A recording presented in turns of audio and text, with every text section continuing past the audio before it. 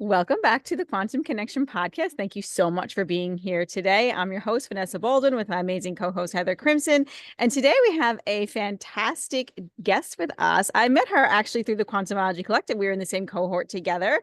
Her name is Rachel Maurice, MD. And I love that on your website, what your title is, the Unconventional MD. I was like, oh, that's so perfect. So she's a Canadian medical doctor who worked as an anesthesiologist for 20 years in Canada. And she left the practice of conventional medicine in pursuit of helping people heal from the real root cause of diseases rather than only treating symptoms, which is really near and dear to my heart. So Rachel, we're so glad to have you. Welcome to the podcast. Thanks so much for being here. Thank you. Thank you so much for having me. I'm honored to spend this time with you and your guests. So you're perfect. So starting us off, how did you, I guess just from my own personal standpoint, like how did you survive for that long in the conventional sphere? Because I find it, even when I knew nothing about alternative stuff, like when I was young, I did not want to go to the doctor. I did not want to, have to go do anything because it just didn't feel safe. So how did you manage that? Yeah, it's interesting that you say that because in a sense I felt the same way, which Wow. is interesting. So just a little bit of a background, I guess. I grew up in a household where my father was a physician. My mother went through a few careers, nursing, law, real estate. And so anyways, very heavily influenced by education, post-secondary education. My sister, who was older, same thing. She actually did several degrees. And I was just encouraged. Just the environment that I was in, I was encouraged to continue on with schooling. And for me, I had just a propensity, more of an aptitude for the sciences. At least this is the way I understood because of our schooling system. Because the arts and, language and English and stuff is so heavily geared towards subjective marking. I never felt that I was strong in it because of that. And so I just leaned more towards the sciences, did well in school, whatever that means now. And ended up actually spent a year in Israel when I was in grade 10, which was a very transformative year for me personally, shifting myself internally because I was a very shy kid. And that really brought me out of my shell because it wasn't with my family. It was on a kibbutz, like a community with other American kids. And that I can touch on that. I just want to touch on that now, but I can expand on later if we get there.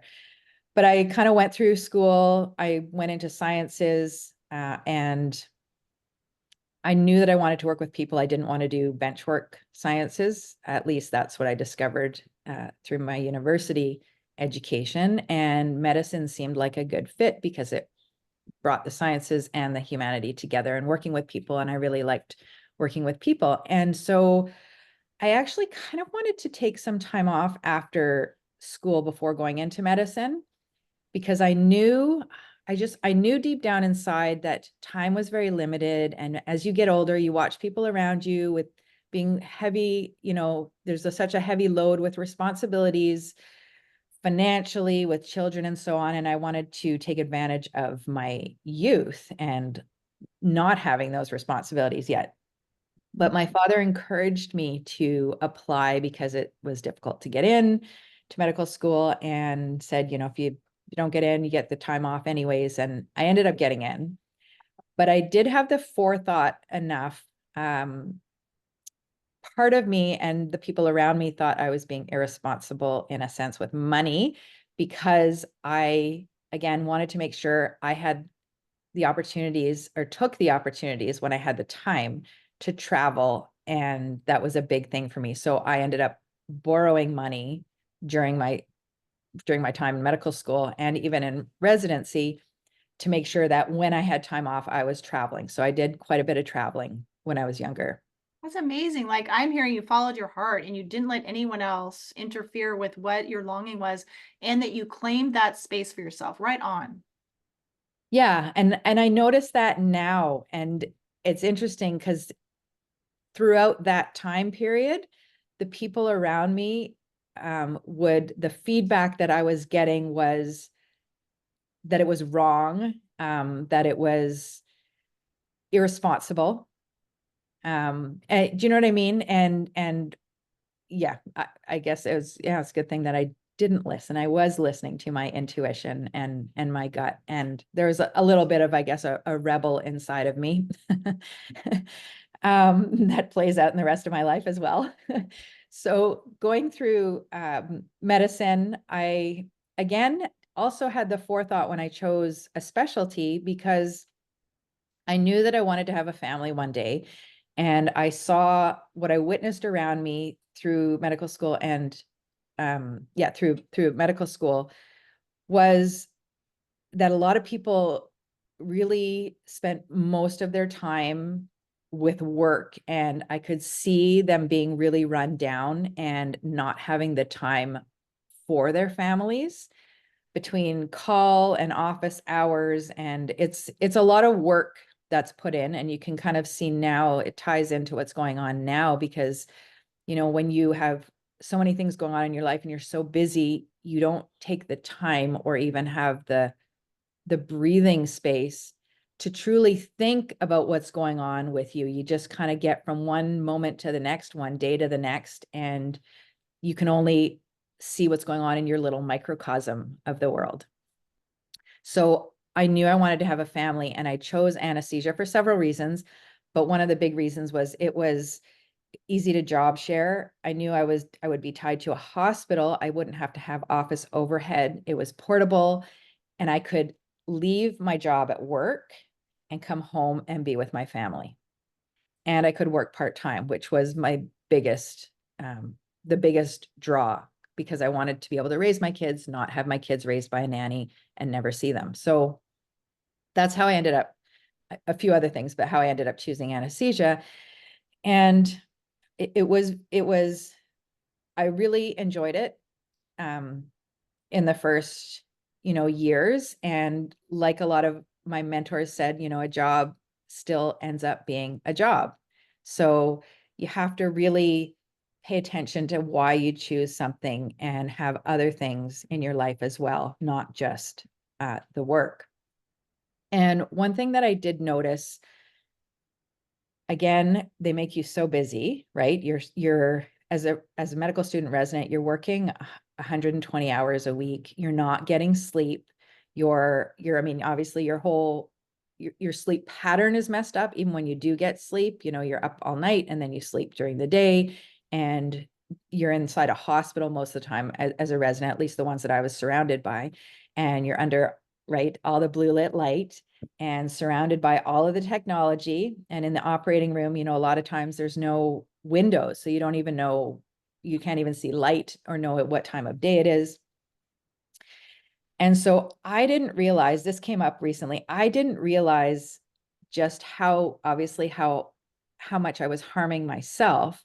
And there was kind of this saying in anesthesia, we would talk about how it's very similar to being a pilot, right? There's a lot to do on takeoff, and there's a lot to do on landing, and hopefully things go smooth in the middle. That's what you want. There's obviously bumps and turbulence and all that kind of stuff, and depending on what kind of hospital setting you're working in. But we would joke how when something happens in a plane, the pilot goes down with the plane, and when you're doing anesthesia, you're not going down with the patient.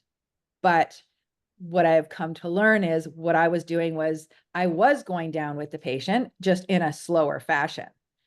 It just wasn't, as immediate as being in a plane. But so I can't use that analogy anymore. But so another big thing that I noticed, kind of tying into how I ended up leaving traditional and conventional medicine, was in retrospect, in hindsight, I only see how pervasive it was in medicine. I was going to say there's a culture, and the word cult in culture, right? It is very cult-like to dismiss and disregard and mock other types of treatments or different types of health strategies. And and I think I hadn't thought too much about it until I had started looking outside of it, just how pervasive it was and how it just kind of transcends from one generation, right, of medicine, one generation of doctors to the next, to the next. And it's just something that's passed along. And you just start to feel that that is the norm when you're in it. I think it is somewhat shocking when you enter, but then because you're in a group of people that have already been through it, you have the people above you saying, oh, don't worry, this is just the way it is. You get through it, don't take things personally. Because there are a lot of, there's a lot of trauma that occurs within medicine, and the people that work there, obviously the patients as well, but the staff, as you're going through your training, it's almost like it's a rite of passage, some of the things that happen. And it's not right. It's not talked about much outside of the system. It's talked about within the system, but it doesn't seem that a lot actually gets done. A lot of things are brought up within, staff, nurses, and even, other doctors and other people that are allied healthcare workers within the hospital bring up what takes place. But, once it gets to the sort of administrative level, it just gets swept under the rug. Wow. Which is, yeah, it's really unfortunate. And it's much clearer to me now that I'm not there, because I haven't been working since 2021 from the mandates that are, if you can believe it, most people don't know they're still in effect in British Columbia, in Canada. Wow. Yeah, the only province in Canada, and probably one of the only places in the world. And there was just a recent court case that finally went through. It was 2 years sort of in the making, and our provincial health officer just stood her ground. So she refused to hire back any of the staff that didn't take the shots. Oh, wow. So we, our hospitals in Canada are suffering. I mean, hospitals everywhere are suffering, but it's quite bad here. It's worse than a lot of third world countries that we're told, don't have great healthcare. It's actually not the case. A lot of Canadians, I just heard a recent statistic actually that close to 4 million Canadians have left Canada since 2020. And a lot of people I know who have gone to different places, say Nicaragua, Costa Rica, Mexico, who've had to access healthcare there, say that it is 1,000 times better than what's going on here in Canada. So yeah, it's interesting.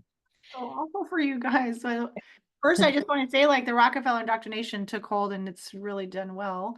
But how, like, we obviously aren't hearing about the reality of it there unless we were hearing directly from somebody who lives there. So thank you for letting us in on that, and how tragic for people, right, to be living with that level of fear and austerity is what I want to say. Vanessa, what we're gonna say something.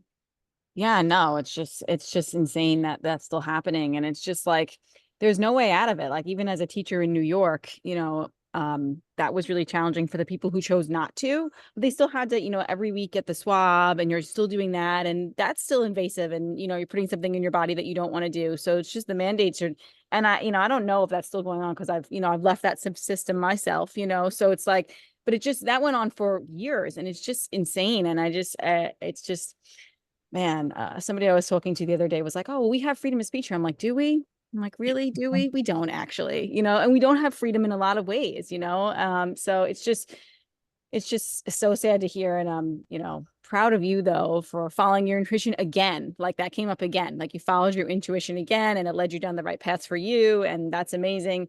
And I also wanted to ask you, when you said you were like going down with the patients, for you, obviously living, that, I don't think you were a night shift worker, right? But you were definitely, or so you were a night shift. You work night shift too? Yes. Yeah, because we, as a physician in all specialties, most have to. specialties, you have to do call. Oh, So okay.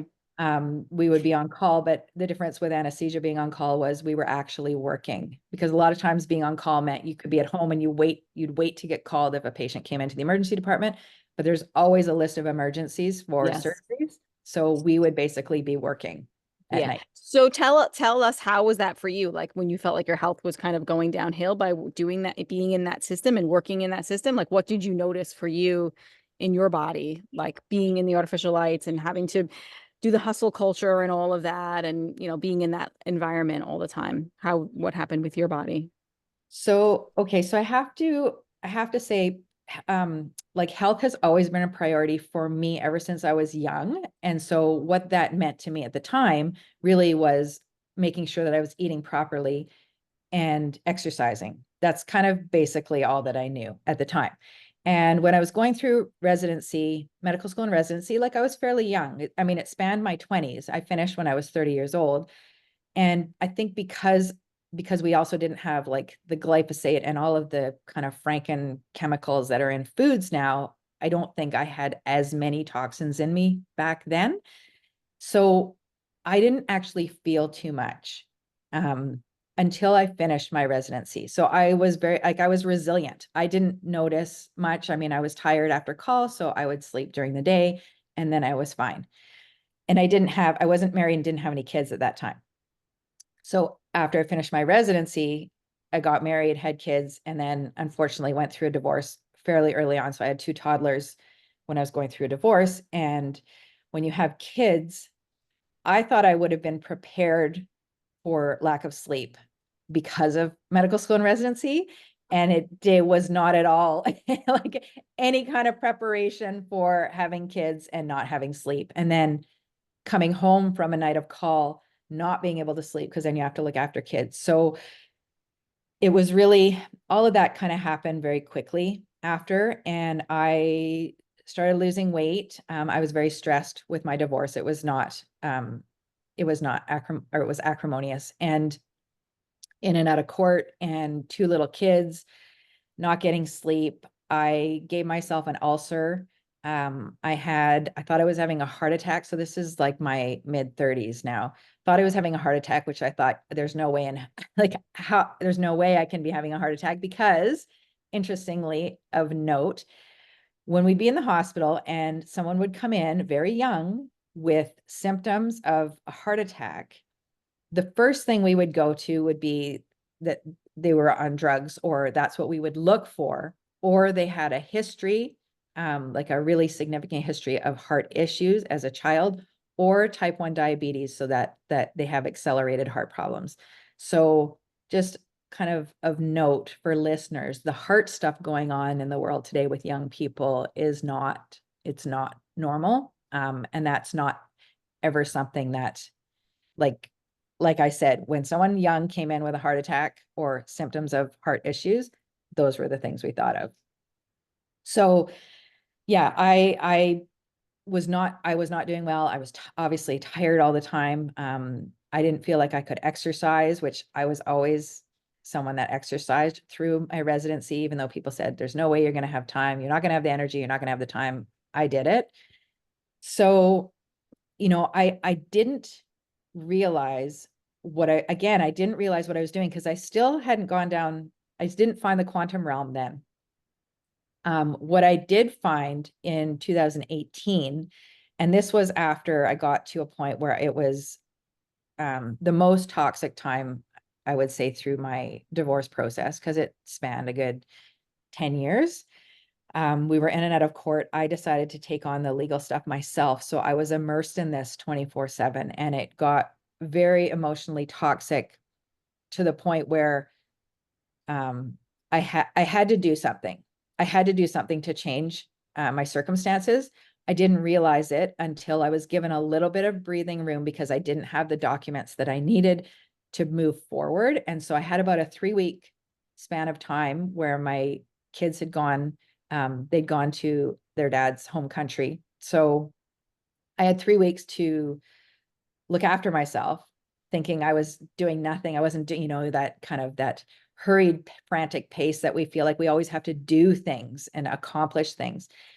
And I came across Shefali Tsabari, and I don't know if you have heard of her. No, she's actually, I think she's from New York. She's written a few books on parenting. The Conscious Parent, I think, was the first one. And lures you in under the guise of parenting. However, within the first chapter, you start to realize it's all about you and having to work on yourself.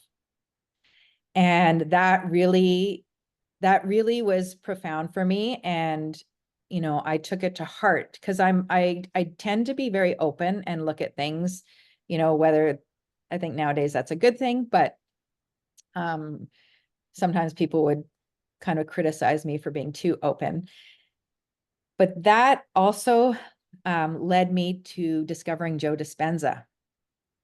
Now, that was where I really started to understand the alternative realm and what health truly meant, and the fact that I was working in a sick care system and people would never get better. They weren't getting better. It was not designed for people to get better.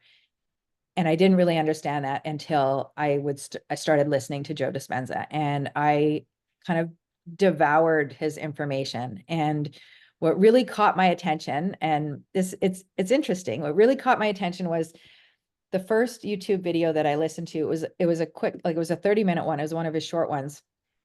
And at 25 minutes, because he was talking about the power of thoughts, at 25 minutes, he said, look, you know, lots of people just wish certain people would disappear from their lives and everything would get better, right? If only this person would just stop, or I wouldn't have to deal with them anymore, my life would be great.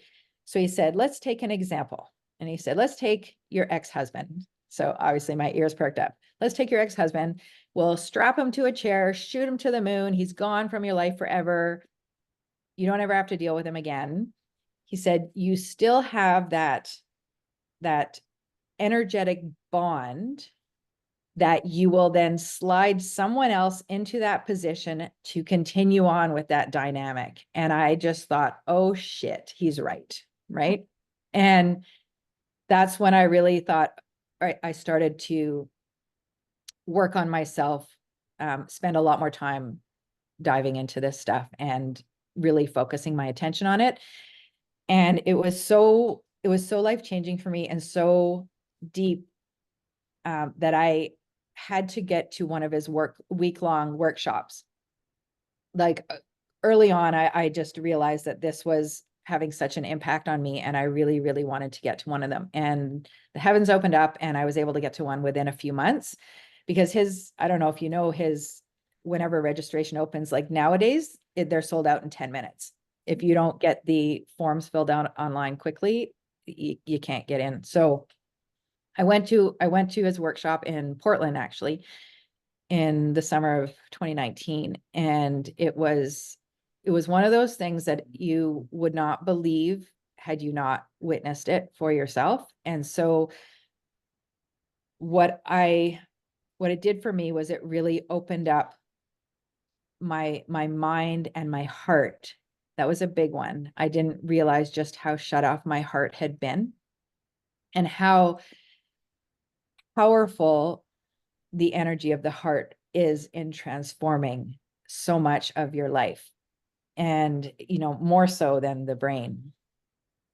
There has to be obviously the connection between the heart and their brain, but the heart, as we know, you probably are aware, if your listeners are not, about the Heart Math Institute that studies the heart in a different way from what traditional research does. And, you know, we now know that we've got special neurons in the heart that are only in the heart, that they think, you know, for themselves. They have a memory of their own.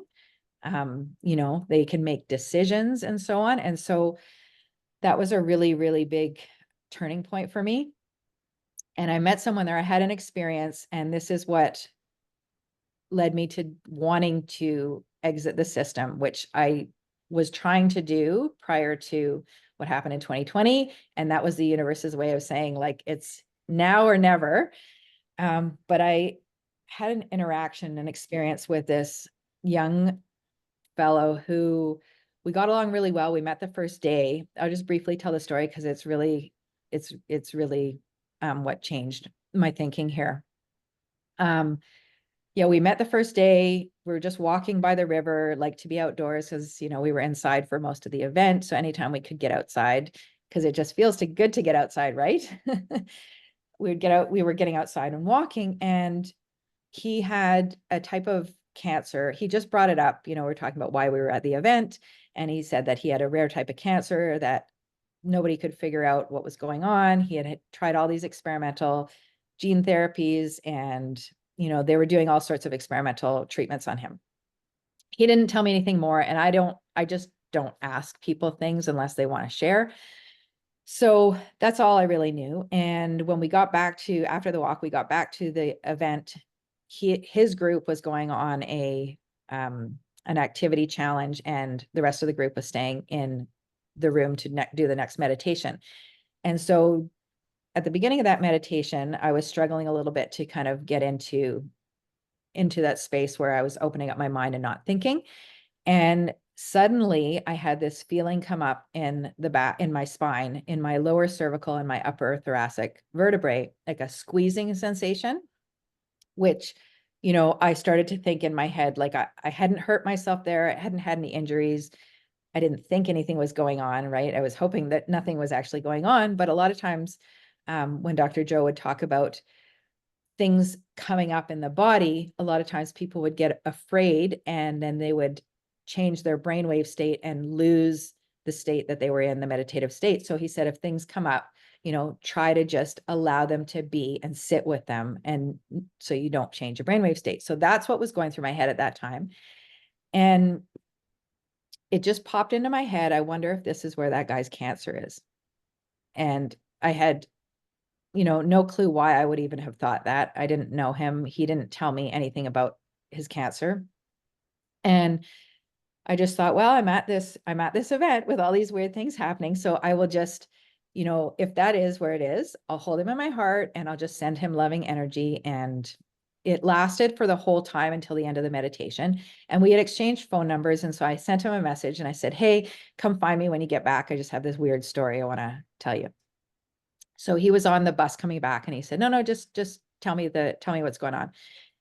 And so I was like, okay. So I messaged, what had taken place. And I said, I'm just curious where your cancer is, because this is what happened. And he didn't respond, but he came back when he got back to the event. He came and found me, and he said to me, Rachel, he said, I was in tears when I read your message. He said, because I just had radiation from my C4 to my T2. And that was exactly where I was feeling it. And so both of us were like, oh, okay, that's so weird. That's crazy, because we hadn't experienced anything like that before. Is it coincidence? I don't know. Then the next morning he woke up and he had pain he couldn't remember the last time he hadn't had pain. He woke up the next morning and the pain was gone. So that was even, both of us, again,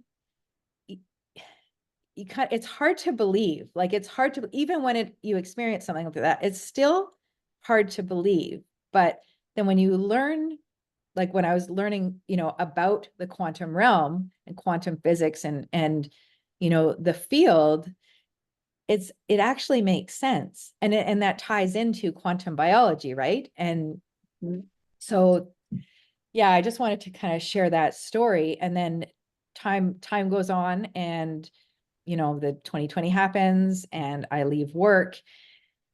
And the minute I leave work, my sleep starts to deteriorate, which is very interesting, because I'm doing call, and you would think that might be messing up my sleep, but I was able to sleep through the night before that. Even with kids, I'd get woken up, but I was able to fall back asleep at any point in time.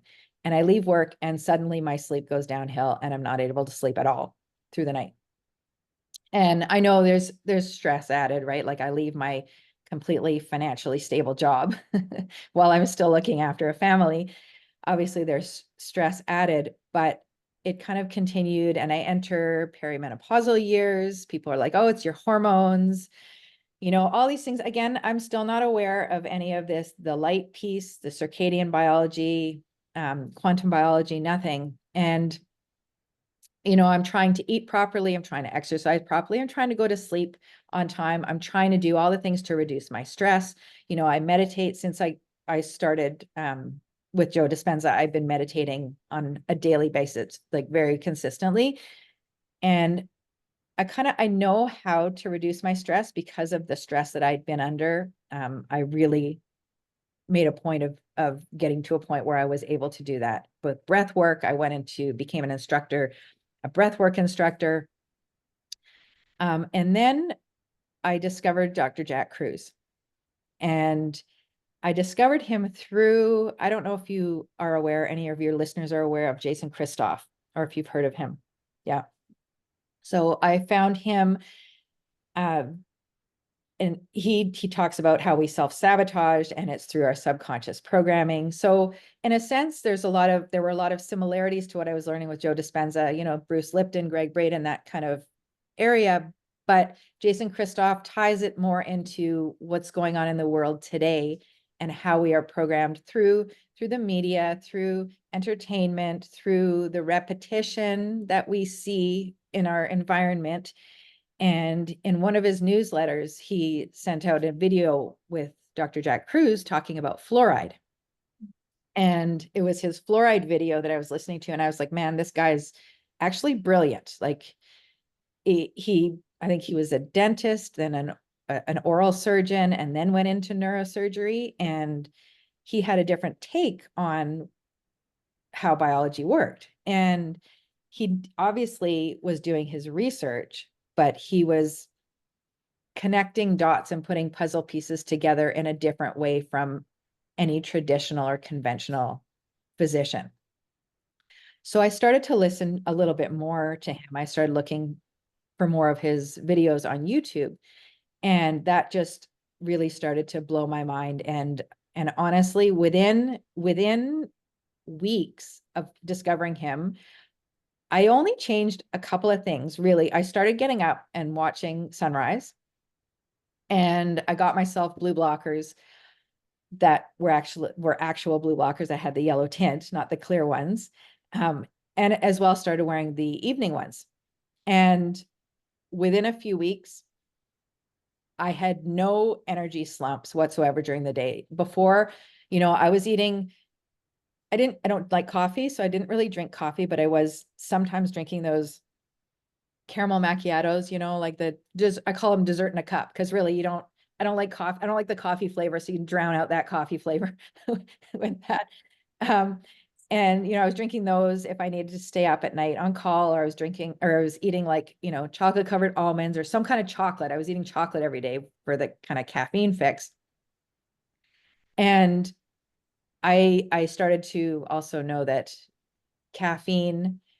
there's something to caffeine in terms of what it does to your brain, and it allows you to be more susceptible to programming. And so I was trying to cut out that. I was trying to cut out the caffeine in that way. And I noticed that with getting up with the sunrise and blocking the blue light at night, I had so much energy. It felt like within 5 minutes of going outside in the morning that I had had a cup of coffee.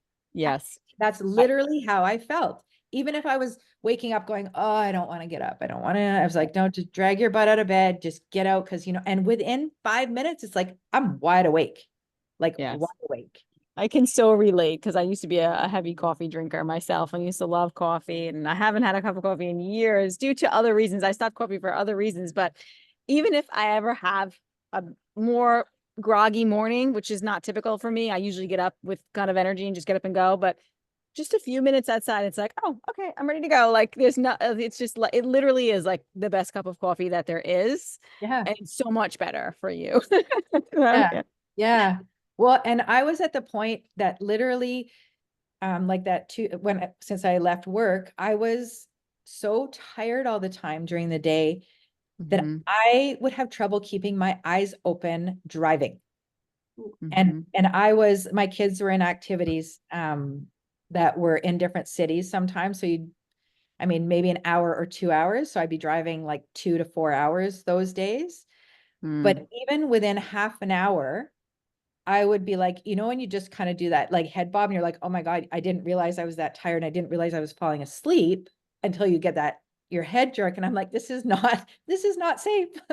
No. So I was not driving at night too, because that just makes you even more tired. But it was kind of frightening to have that level of fatigue. And now, so my son, he graduated last year, and he just finished his first year at university. in the province over in Alberta. And it's a 6 to 8 hour drive, depending on, you know, how you're driving and so to go, like we drove him, my daughter and I went and drove him to university at the beginning of the year. And then I just picked him up. And so I was driving by myself to go pick him up, and the whole drive. So it was 8 hours because I stopped a couple times, use the washroom and eat, but I was not tired for that whole time. I was not tired, which is like, honestly, it's shocking to me still. And the changes that I made just have been so simple, right? They're simple, and most of them are free. I mean, yes, you can get techie with, you know, EMF mitigation and, you know, that cosmic tower, like those kind of things, red light panels, you can get massive ones, you can get like small ones. And but really there are so many things that you can do that are free, and even changing your eating patterns when you understand the timing of how important the timing of when you eat is. Yes. It's so simple, but it's overlooked. It's not even touched on most of the time in the whole nutrition world, right? It's not mentioned at all. It's all about the food and what food and how much And food. the supplement. Yeah. Yes. The food and the supplement. Changing your light environment is actually easier than changing your diet and your food. I mean, your diet and your exercise, excuse me. It's actually easier than those things. Like That's not the hard part, Vanessa. The hard part is for people to understand the power. that's the power of it and how monumental it's going to be. And then like, I think food matters big time, and exercise and movement all matters. I think it's all important, but it's like the light is such an easy adjustment, and it's going to make a huge impact. And then you're going to have more motivation and more energy to be able to touch on the other things in your life, I feel like. So, yeah. And it's interesting with some of the people that I have been helping, when some of the feedback is, oh, well, you know, actually this week I wasn't feeling great, and it's not really doing anything. The light's not doing anything, and the blue blockers aren't doing anything. But then when you dive a little deeper, they're not actually wearing the blue blockers all evening. They put them on for 20 minutes and then take them off. And I'm like, well, that doesn't really work. No, it's got to be consistent. And, you know, like as soon as I hate to say it, not as soon as, because I don't want people to be fearful. Like, you know what I mean? Like, okay, things happen, you know, but like it really has to be the consistent, because then your body's going to get the complete opposite signal, and then it's going to go do the opposite thing. So go ahead. And well, yeah, no. And also, you know, with families, it's hard with families. And when you have kids that, you know, just turn on lights all over the place. And I changed my light bulbs. So now I've got kind of half incandescent and half red, because there were complaints about the full red that they couldn't see anything. And I was like half incandescent. But, you know, my kids were initially embarrassed about these changes, you know, with friends coming over and stuff. And Mine too. Yep. you know, the kids these days tend to send, like, I still don't understand it. When they use Snapchat and just send pictures of like the ceiling and the wall, and they're not even sending pictures of themselves, but it's bizarre. You know, my daughter would start to tell me, like, you know, people are saying, oh, like, what's with the red in your house? Because at nighttime it would be red. I've got one of the infrared, the sauna space lamps, and those are like huge. Yep. But her friends became curious, and then they'd come over, and then they'd see that my phone screen was red, and they're like, oh, what are you doing that for? And then, oh, I want to do that. Can you show me? And so it's like they're on board. So the friends are on board. So now they're okay with it. Because oh, go ahead, Heather. Well, I mean, it just validated everything you're doing. And so the friends make it okay for her. She gets permission to do it because now it's okay. It's cool, right? And it also is so different when it doesn't come from your parent. Like, you're not their parent, right? So then they're like, they're curious. They're like, oh, and so I find that true, very different. Like if one of my kids' friends, they're curious and they want to know and they ask more questions, where my own kids are like, all right, mom, can't we just be normal? You know, like, you know, that kind of thing. So I get it, you know, but yeah, that's awesome. Love that. Yeah. And my daughter was telling me a story. I can't remember why I wasn't home. There was a night where she was, I mean, she's older, she's 17, but she was staying over, and she had a friend sleep over for the night just to make sure like she wasn't alone. but she had a couple of friends come over just in the evening, and she was telling me the story because I've got the sauna space bulb, like it's pretty big. It's like this big, right in the middle of the living room that I have on in the evening. And she was like, yeah, so-and-so came over and they're like, what is that? And they turn it on. And then it's nice. It's warm too, right? So it's warm, big red glow. And she said, she took some pictures and showed me, she said like 3 of them were just sitting in front of it with their faces, just like receiving this nice warm, like glowing red light. But yeah, it was just like, it is nice and it's heartwarming because then, a lot of it's, going to be absorbed and easier because it's coming from friends. And same with my son, I sent him with a bunch of stuff thinking, whatever, if he uses it, I can't control anything, right? Right. He's wearing the blue blockers because he's on a screen all the time because everything's on a screen now in university. But he tells me, he's like, I notice when I'm not wearing them, he goes, I get a headache. My eyes hurt. He's like, so I'm wearing them all the time. And I gave him a portable red light panel. So he's got the red light on all the time. And he was saying to me, although sometimes I don't think they're listening, just because the eyes are wandering and then something, another conversation starts up in the middle of me talking and I'm like, okay, I guess you're not paying attention.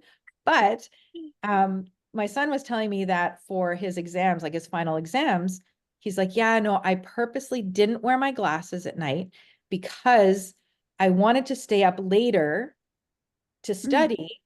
Because he's like, when I wear them, I'm tired and I want to go to sleep. And I'm like, hallelujah. Exactly. That's the point. Right. And these are just the yellow ones too, right? So yeah. I know I've heard people say like the yellow can make it a decent impact, that's how I started my kids with it too, because I'm like, oh, that'll be a little bit gentler. But then I do hear people say like the orange is really what's needed at night, to really block it. And I do agree with that, but I do think even if you get yellow, it's going to make an impact, like it's a good start, Well, and I remember actually Carrie Bennett, right, who's a faculty for listeners in the quantum biology. She was telling a story one time about, I don't know if it was during our cohort, about she was working with a football player. I believe it was a football player who she was trying to get to wear the glasses. And he's like, I don't want to wear the orange glasses. They're funny, blah, blah, blah. So she got him to wear the yellow ones and his sleep started to improve. And then he ended up getting the whole team wearing yellow blue blockers. Perfect. And she said just the yellow ones, they actually still felt like they wanted to go to bed earlier. So yeah. No, there's a part. Biology. It just is a testament to how the signals that we're getting from our environment so deeply affect us, right? So I noticed we're getting short on time and I'm like, no, but I wanted to touch on your work, right, Rachel, and about how what I love about your approach is because I have a mental health background. So I've been doing psychotherapy for 20 years and just thinking about, how the trauma and the things we hold in our bodies and store in our bodies can really be a big part of the picture that's sort of under recognized, right? Insofar as our health journey. And we can be doing all the things. And certainly the foundation for me is quantum biology and doing the circadian practices and whatnot. Yes. And the truth is that if we don't also recognize that there's something unaddressed as far as, right, what our nervous system's been through, what our body's been through, and how it's affecting our thinking, and we may not even realize it. That is so super important. And I love that you are able to address all of us in a very holistic way.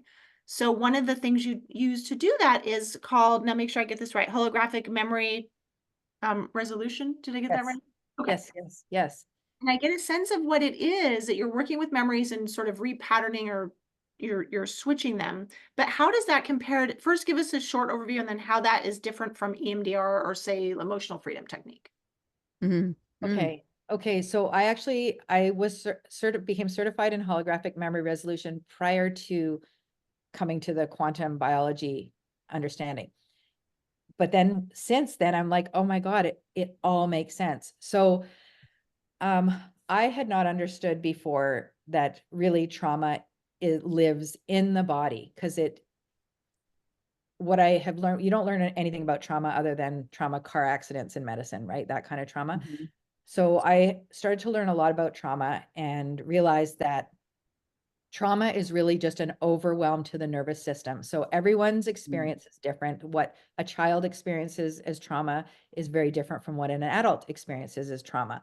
And so we have a built-in safety mechanism when we have an overwhelm to the nervous system, that we will basically pause consciousness, because we are electrical beings. And just like when you plug in, a lamp into a socket, you can get a charge where you basically, you have too much and you blow a fuse.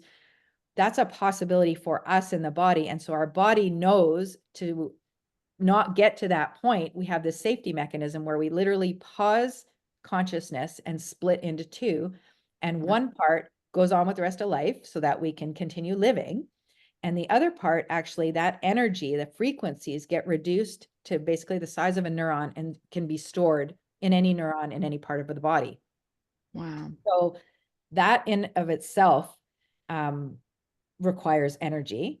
And then to keep it stored also requires energy. Like I explain it to people like a beach ball. When you try to hold a beach ball underwater, right? It takes a certain amount of energy to hold it under. So now you're siphoning energy away from the regular functioning of the body to store these energies. Plus they are energy, and they're stored. What's in these little, I liken them to containers, are the frequencies that took place at the time of the trauma.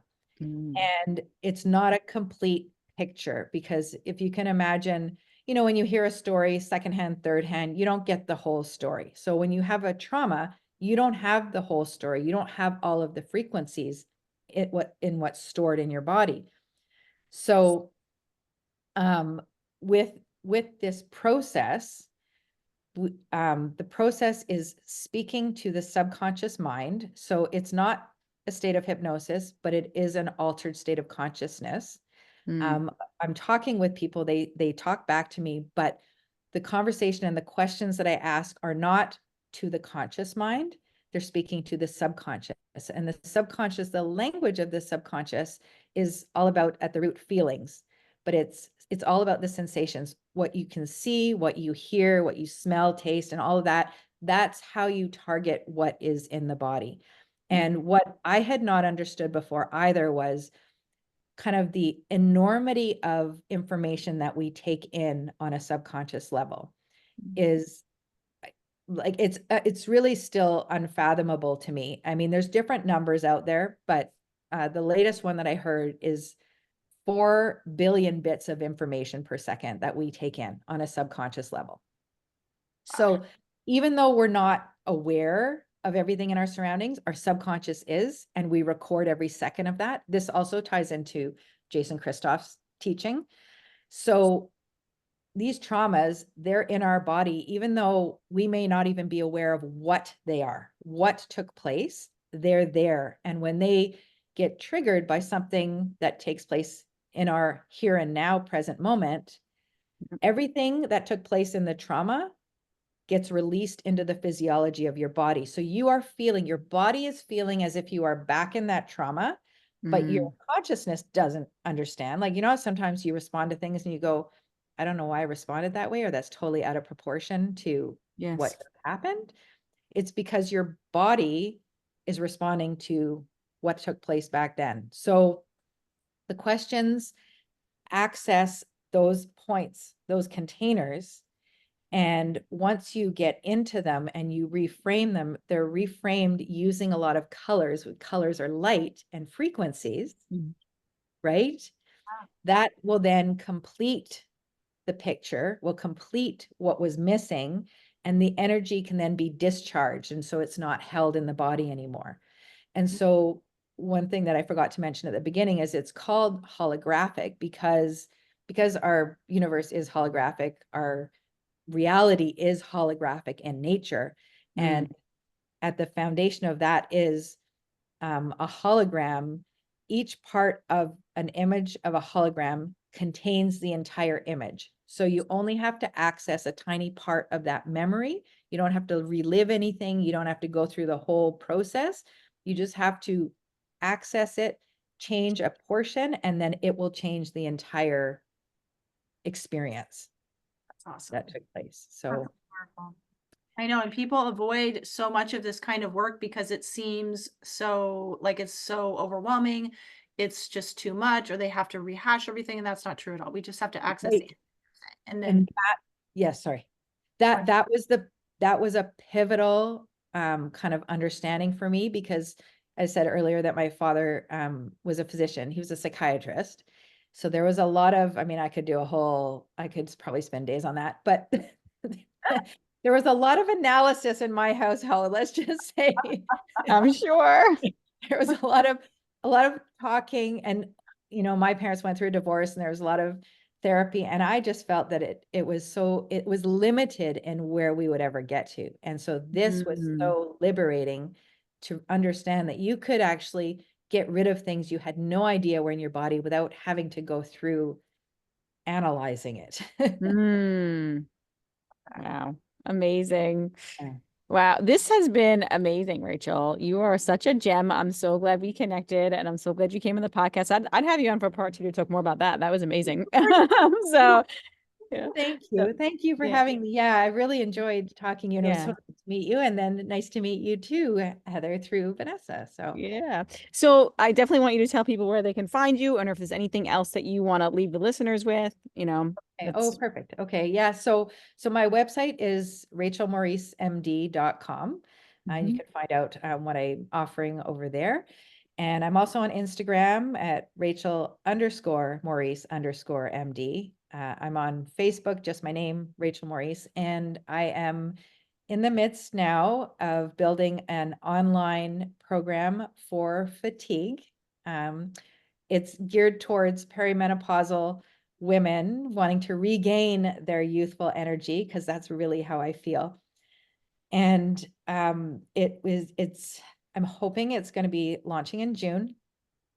I've got the program done. I just have a few other things to kind of tie up, and I've got, looking after kids and stuff. But one last thing I wanted to just mention as well, that I've just recently discovered, a couple of things, but just one thing I wanted to talk about was Life Wave. I know it's been talked about in the quantum biology collective, but I have ordered some, and I thought it was different from just red light, or I didn't realize it was different from just red light therapy.